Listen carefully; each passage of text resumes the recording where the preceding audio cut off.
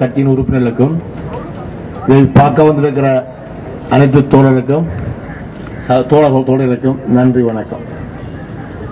இவ்வளவு நேரமும் பேசின பேச்சு உங்களுக்கு உங்களோட முழங்கால பாசல் இருந்துக்கலாமே, அதாவது தமிழ் தெரியாதவர்களுக்கு.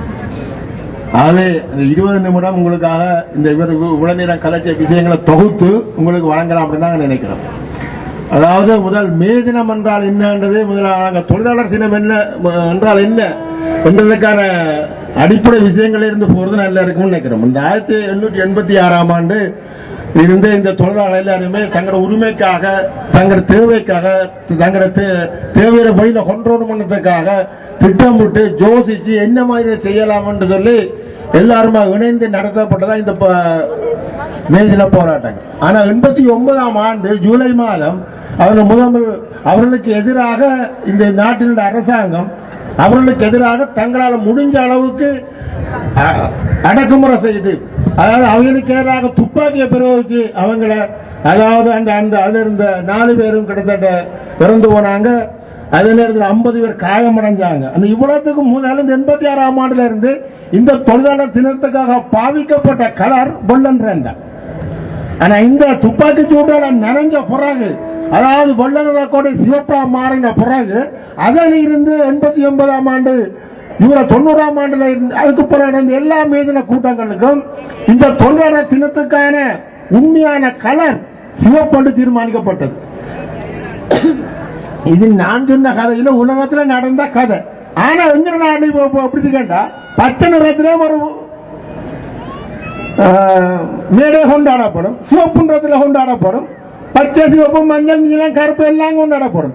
ஏன் இந்த நிறம் கொண்டாடப்படுறதுக்கு சரியான விளக்கமே தெரியாமல் நாங்கள் அதை மூடத்தனமாக எங்க கட்சி மேல் கொண்ட நம்பிக்கையின் அடிப்படையில் போய் நாங்கள் அதை தொழிலாளர் தினமாக கொண்டாடி கொண்டிருக்கிறோம். உண்மையில கொண்டாடப்பட வேண்டிய தொழிலாளர் தினம், அதுக்காக கொடுக்கப்பட்ட நிறம், அதை செய்யறதுக்கு ஒரு தகுதியும் தராதரவங்களுக்கு வேணும் என்றதும் அடுத்த பக்கம். அதாவது மாணவர்களுக்கு கேட்ட போராட்டங்களுக்கு எதிராகவோ, அப்படி இல்ல இந்த விவசாயிகள் கேட்ட போராட்டங்களுக்கு எதிராகவோ, தங்கள் உரிமை பெற கேட்டதுக்காகவோ, இந்த நாட்டில் தொழிலாளர்கள் தங்களோட பிரச்சனையை தீர்த்து விடுங்க என்றதுக்காக ரோட்ல இறங்கி போராடினதுக்காகவோ கூப்பிட்டு கதைக்கிறதுக்கே முடியாத ஆட்கள், அதாவது தொழிலாளர் சம்பந்தமான ஆட்கண்ட பிரச்சனையை கூப்பிட்டு கதைச்சு என்ன பிரச்சனை உங்களுக்கு கேட்கறதுக்கு முடியாதவர்கள், அவர்களுக்கு வன்முறையை தூண்டினவர்களுக்கு மேலே கொண்டாடுறதுக்கு எந்த சம்பந்தம் இல்லை. ஆரம்பத்திலிருந்து சொல்லிக் கொண்டு போனால், அதாவது கேட்கணும் என்று பண்ணிக்கிட்ட ஆட்கள், அதாவது இந்த விவசாய போராட்டத்தை கேஸ் அடிச்சு, இல்லாட்டி துவக்கால சுட்டு, இல்லாட்டி அவர் அடிச்சு துரத்து, அடுத்த இதுக்கு மேடன்னு சொல்லி ஏற்கனவே முன்குள்ள சொன்னார். இந்த கொழும்பு மாவட்டத்தில் 80ஆம் ஆண்டு உள்ள ஆட்களை அடிச்சு தானே சுட்டு மாணவரை சுட்டு துரத்தின ஜிஎன்பி இவங்க எல்லாரும் அதாவது தொழிலாளர் தினம் சம்பந்தம் கொண்டாட எந்த வித தகுதியும் இல்ல ஆட்கள். இது எல்லாத்தையும் உண்மையிலே தொழிலாளர் தினம் என்ன, அதாவது ஒரு கட்சியின் கட்டுக்கோப்புக்கு உருவாக்கப்பட்ட ஒழுங்குபடுத்தப்பட்ட தொழிலாளர் கொண்ட ஒரு அமைப்பு ஒரு தொழிலாளர் தினத்தை கொண்டு போயிருந்தால் அது உண்மையிலே நாங்கள் வரவேற்கத்தக்கதா பார்த்திருப்போம். ஆனா இலங்கையில அப்படி நடக்கல. இலங்கையில எல்லா கட்சியும் நீ பெரிய ஆளா நான் பெரிய ஆளா, யூஎம்பிக்கு பின்னுக்கு எத்தனை வருவாருங்க, ஸ்ரீலங்காவுக்கு பின்னுக்கு எத்தனை வருவாருங்க, ஜேபிக்கு பின்னுக்கு எத்தனை வருவாருங்க, உங்களுக்கு பின்னுக்கு எத்தனை வருவாருங்கன்றதான் நீங்க பாக்குறீங்க. உண்மையான தொழிலாளர் பிரச்சனை தொடர்பான எந்த ஒரு ஆழமான கருத்தும் எங்கள்கிட்ட இல்லை. அப்ப இதை நாங்கள் முதல் ஒழுங்குபடுத்திக் கொண்டுதான் அடுத்த பிரச்சனைக்கு நாங்கள் போவோம்.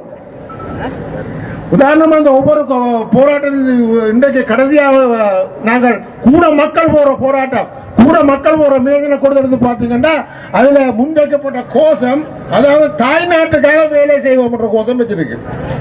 தாய்நாட்டுக்காக வேலை செய்வோம் என்ற கோஷம் யார் வச்சா ஒரு நேரத்தில் ஹிட்லரும் முசோலினி தான் வச்சு, அதாவது தந்த நாடு தோத்து போய் கொண்டிருக்கல அதுல இருந்து ஒரு இனவாதத்தை சொல்லி எங்களை இந்த நாட்டில் எங்களை விட்டா வேற எதுவும் பெரிய மனுஷன் இல்லை, இந்த நாம் வச்ச கோரிக்கை விமர்சனம் செய்யவோ கதைக்கவோ கருத்து சொல்லவோ யாருக்கும் உரிமை இல்லை என்று சொல்லிக்கொண்டு மிக ஆணித்தரமாக தந்த நாட்டு படையலை ஏனைய நாடுகளை ஏனைய நாடு அடிமைப்படுத்துறதுக்கு பாவிச்ச வசனம் தான் இந்த தாய்நாட்டுக்கான நாங்கள் எல்லாரும் இணைஞ்சு வேலை செய்வோம்.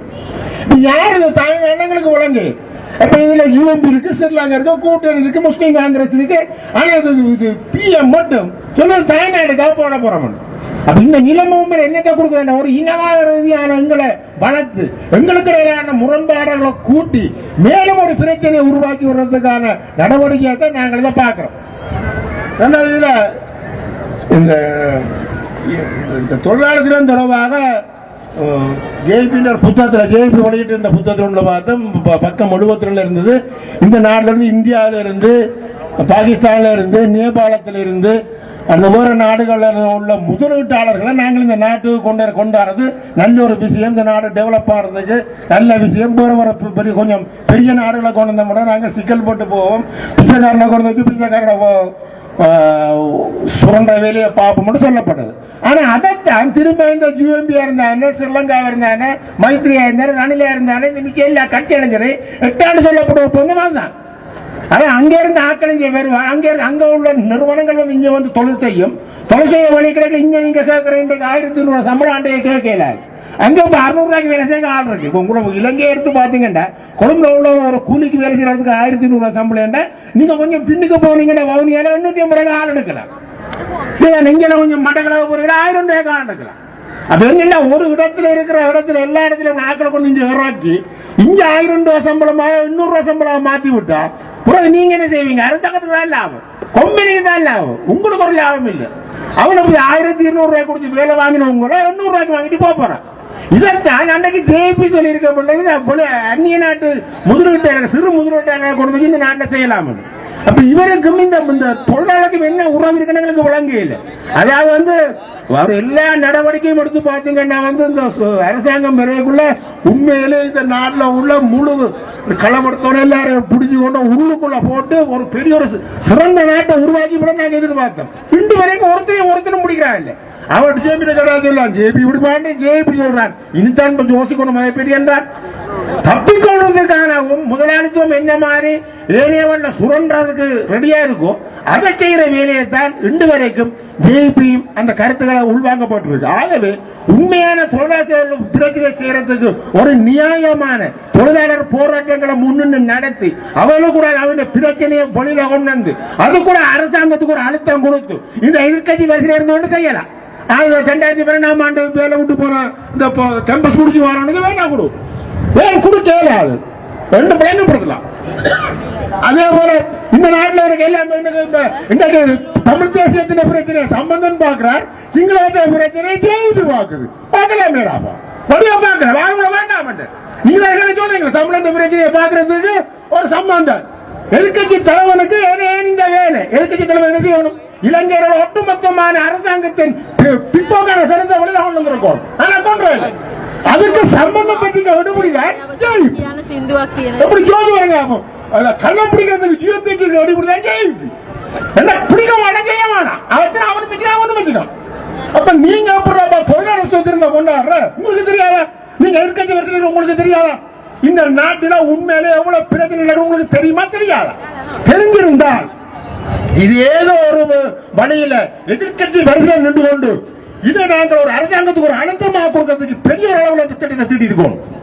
அதை தீட்ட வக்கீல் ஆக்கணும். அதாவது நியாயமான தொழிலாளர் போராட்டம் தொடர்பாக நியாயமான திட்டமிட்ட கருத்துக்கள் சொல்ல முடியாத ஒரு ஒரு ஒரு புரோகிரஸ் இல்லாத ஆள், புரோகிரஸ் இல்லாத ஒரு கட்சி ஒரு காலமும் மேதினம் கொண்டாட முடியாது. அதாவது தொழிலாளர் துப்பாக்கி தூக்கினவன், தொழிலாளர் இந்த போலீசாமி ராணுவத்தை வச்சு அடிச்சு உடைச்சு துரத்தி விட்டவன், அதுக்கு பின்னிக்கணும்னு சத்தம் போடாம பார்த்து கொண்டிருந்தவன் மார்ட்டின் லூதர் கிங் சொல்லுவாரு, ஒரு பிரச்சனை நடந்தா பிரச்சனை சண்டை பிடிக்கிறவன் பிரச்சனை இல்லை, இந்த சரி கூட தெரிஞ்சு கொண்டு பேசாம கொஞ்சம் பேர் இருப்பாங்களே அவன் தான் மோசமான. அதே போல இந்த நாட்டில் இவ்வளவு பிரச்சனை நடக்க பேசாம பார்த்து கொண்டு இருந்தாங்க ஜெயிப்புதான். அப்ப அவர்களுக்கு முன்வரும் இதே போலத்தான் ஒவ்வொரு காலகட்டத்திலும் உண்மையான மக்கள போராட்டத்தை மக்கள பிரச்சனைய இல்லாட்டி மக்கள உண்மையான பிரச்சனையை மேஜரம் பண்ணால் இதுல நாங்கள் தீர்மானம் எடுக்க வரும். இந்த தொழிலாளரின் பிரச்சனையை முன்னும் நினைத்தவருக்கு நாங்கள் அனைவரும் ஒன்றிணைந்து செயல்பட வேண்டும் என்ற தீர்மானம் எடுக்கும். இதை இன்றைக்கு யூஎன்பியோ ஸ்ரீலங்காவோ இல்லாட்டி முஸ்லிம் காங்கிரஸோ இல்லாட்டி கூட்டணியோ இவங்க எல்லாரும் நாங்களார் பெருசு நீ யார் பெருசு என்று காட்டுறதுக்கான தலைமாப்பாவுச்சியை தவிர உண்மையான இந்த மக்களுடைய பிரச்சனையை தீர்க்கிறதுக்கான கட்சியாக இல்லை. அதை தீர்க்கிறதுக்கான ஒரே ஒரு கட்சியாக இந்த நாட்டில் உள்ள அனைவரும் பார்க்கின்ற ஒரே ஒரு கட்சியாக இன்றைக்கு முன்னெடுத்த சோசியலிஸ்ட் கட்சி தான் இருக்கு. இன்னைக்கு நான் போன முறை இதே கூட்டத்தில் நான் பேசியிருக்க பார்த்து ஒரு 500 பேர் இருந்தீங்க. இன்றைய பார்த்து ஒரு 2500-3000 பேர் இருக்கிறீங்க. ஆகவே இந்த உண்மையான பிரச்சனையை நாங்கள் பொழில கொண்டோருமா இருந்திருந்தால் உண்மையான சரியான ஒரு திட்டமிட்ட உண்மையான தொழிலாளர் பிரச்சனையை ஒழுங்குபடுத்தக்கூடிய ஒரு அமைப்பு கூட தான் இந்த பிரச்சனை நாங்கள் தீர்க்கப்பட வேண்டும்.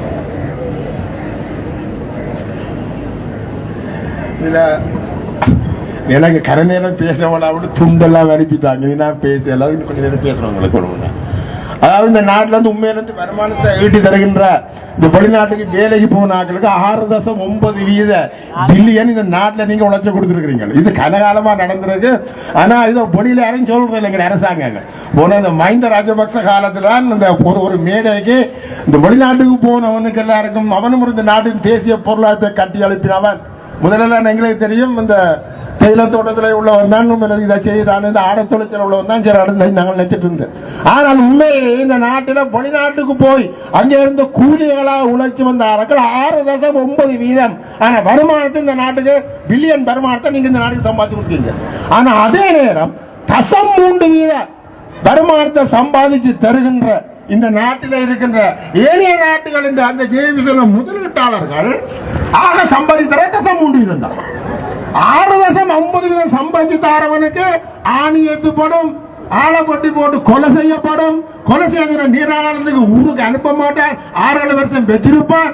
அதெல்லாம் நீங்க கேட்க மாட்டீங்க. ஆனா 3% முதலீட்டாளருக்கு பிரச்சனை என்றால் அன்றைக்கு இந்த அரசாங்கம் எல்லாம் ஒன்று சேர்ந்து அப்ப இதுதான் உண்மையான பிரச்சனை. எங்க நாட்டில் உண்மையான தேசிய வருமானத்தை ஏற்படுத்தி தருகின்ற அவரா இருந்தாலும் சரி, இல்லாட்டி ஆட தொழிற்சாலை என்றால் 4% எடுக்கிறாங்க. அதே போல இந்த தோட்ட தொழிலாளர்கள் 1% வருமானத்தை தேடித்தாராங்க. இவங்க சம்பந்தமாக இன்று வரைக்கும் நாங்க சொல்லுங்க பேப்பர்ல போய் பிரிச்சுங்கண்டா வெளிநாட்டுக்கு போனவர் சம்பந்தமாயும் இந்த கவர்மெண்ட் சர்வீஸ் சம்பந்தமாயும் இந்த தோட்ட தொழிலாளர் சம்பந்தமாயும் செய்தியோட நலனே கிடையாது. ஆனா அவனை பற்றி யாருமே கதைக்கிற இல்ல. ஆனா ஒரு முதலீட்டாளனுக்கு ஒரு பிரச்சனை வந்தா உடனடியாக வரைஞ்சு ஓட்டிக்கொண்டு எங்க இன்சூரன்ஸ் கம்பெனிகள் அரசாங்கம் எல்லாருமே ஓடி காப்பாற்ற உழைக்கிறது. இதுவரைதான் நாங்கள் பிள்ளைகள் சொல்றோம். அதாவது உண்மையான இந்த நாட்டின் தேசிய வருமானத்தை காப்பாற்றுறவனை நாங்கள் காப்பாற்றணும் என்று இப்ப நாங்கள் முடிவெடுக்கிறோமோ அன்றைக்கு தான் இந்த நாடு ஏற்படும். அதாவது உண்மையான எங்கட பிரச்சனை பொழில கொண்டாடுறதுக்கான தொழிலாளர் பிரச்சனை தொழிலாளர் ஒன்றிணைந்து இந்த அரசுக்கு எதிரான ஒரு இறுக்கமான ஒரு தங்கட கருத்துக்களை வைத்து வீதிக்கிறங்கி போராடி இப்படித்தான் இருக்கணும். ஒரு காலத்தில் சொன்னாங்க நாட்டில் உள்ள பிரச்சனை இருந்துச்சு ஒரு ஜனநாயக நாடு, இங்க மட்டும் இல்ல வெளிநாடும் ஜனநாயக நாடு தான், அப்படி ஒரு ஆக்கிரம் இல்லையாண்டு. இப்ப கிட்டத்தட்ட 15 மார்க்ஸ் செத்து போயிட்டார், அவங்க செத்து போயிட்டாலும் செத்து போயிட்டாங்க, ரஷ்யாவும் இல்லா போயிட்டு இனி உங்களுக்கு ஒன்றும் தேவையில்லை, எல்லாம் ஜனநாயகம் சொல்லப்பட்ட பிரச்சனையே இல்லைன்னாங்க. 30 வருஷத்துக்கு எடுத்து பாத்தீங்கன்னா இப்ப கிட்டல நடந்த பிரான்ஸ்ல கிட்டத்தட்ட 5-6 லட்சம் பேர் ரோட்டுக்கு இறங்கி போராடுறான். எந்த நாட்டில் தொழிலாளர் இல்லைன்னு சொன்னாலும் அந்த நாடு ஒரு இந்த நாட்டின் தொழிலாளர் பிரச்சனை தீரன். இந்த ஒவ்வொரு நாட்டிலும் இந்த இந்தியா எடுத்தீங்கன்னா பெங்களூர் எடுத்து பாத்தீங்கன்னா முழு பேரும் ரோட்ல இறங்கி நிற்கிறான். இந்த பிரச்சனையை தீர்த்து விடுங்க. அப்ப உண்மையிலே இந்த நாட்டில் பிரச்சனை இருக்கு. நான் எந்த இடத்துல நிக்கிறத வடையாக துமிந்த நாகம உடையா சொல்லிருப்பேன் சிங்களத்துல. அதாவது நாங்கள் எந்த இடத்துல நிக்கிறோம் எங்களுக்கே தெரியுதில்லை. அதை மாற்றி அமைத்து உண்மையிலே சரியான நிலைமையை கொன்ற போதும் எங்கட விருப்பம். மழை வரும் காரணத்தாலையும் நேரம் போதாமையாலும் தயவு செய்து இத்துடன் உரையை முடித்துக்கொண்டு நன்றி, வணக்கம்.